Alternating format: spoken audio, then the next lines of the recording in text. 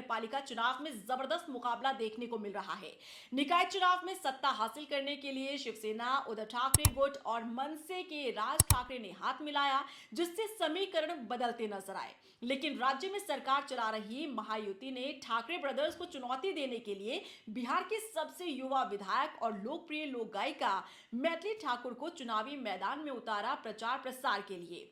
BMC चुनाव में उत्तर भारतीय वोटर सबसे अहम माने जाते हैं। एक तरफ जहां ठाकरे ब्रदर्स मराठी लोगों की बात कर बाहरी लोगों के खिलाफ मैदान में उतर आए, तो वहीं महायुति ने मैथिली ठाकुर को स्टार प्रचारक के तौर पर पेश किया।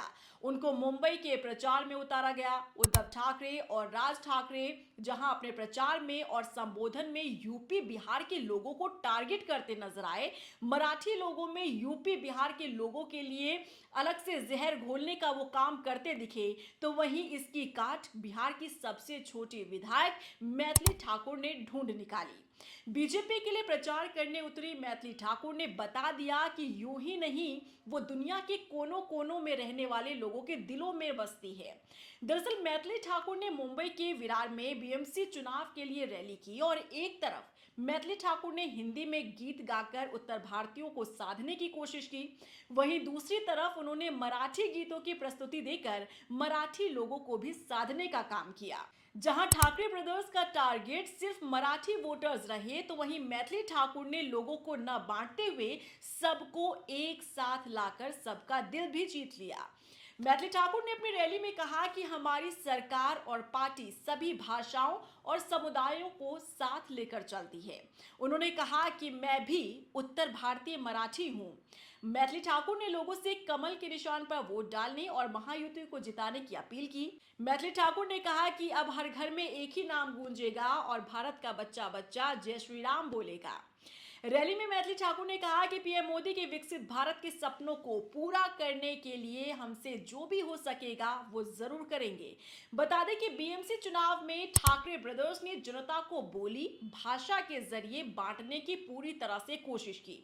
उन्होंने उत्तर भारतीय लोगों के लिए नफरत फैलाने का काम किया, लेकिन वहीं मैथिली ठाकुर ने संदेश दिया कि एकता और विकास समाज के लोगों के लिए जरूरी है और इसी पर चलकर काम करना है। मुंबई में जनता को संबोधित करते हुए खुद को उत्तर भारतीय मराठी मैथिली ठाकुर ने बताया। बिहार से मैथिली ठाकुर ने मोर्चा संभाल लिया और इससे पहले सांसद मनोज तिवारी ने भी चुनाव प्रचार किया था। उन्होंने भी जीत का दावा किया।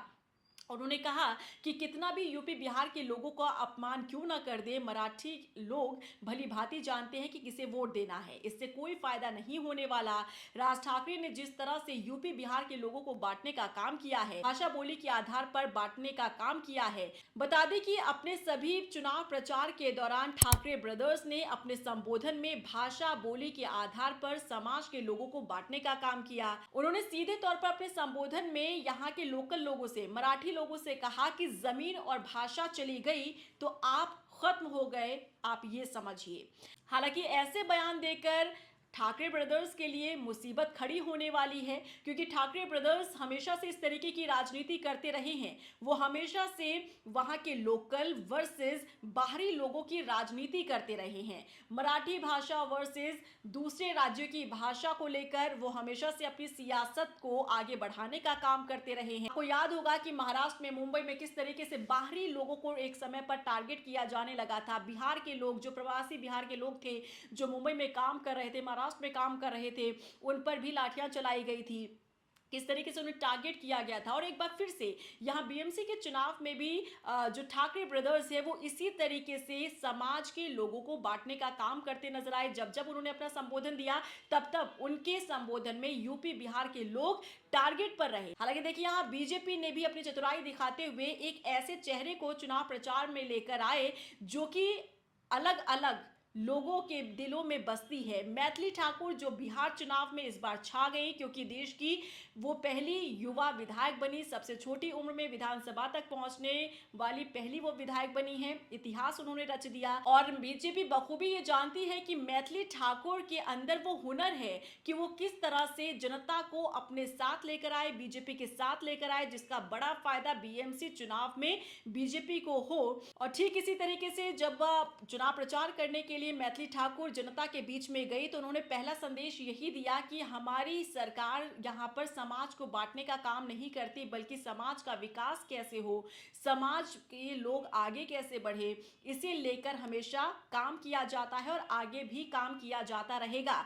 मैथिली ठाकुर ने बिहार के लोगों को भी संबोधित किया अपनी बोली भाषा में, और इसी के साथ साथ उन्होंने गीत भी सुनाए। और यहाँ देखिए उन्होंने उत्तर भारतीय लोगों को संबोधित किया अपनी बोली भाषा में, तो वहीं पर जो मराठी लोग थे, जो वहाँ के लोकल लोग थे, उन्हें भी उन्होंने साथ लाने का काम किया। एक तरफ जो ठाकरे ब्रदर्स हैं, उन्होंने किस तरीके से समाज में नफरत फैलाने का काम किया, वहाँ के जो लोकल लोग हैं उनमें बाहरी लोगों के जरिए नफरत फैले, इस तरीके से उन्होंने अपना संबोधन दिया समय समय पर।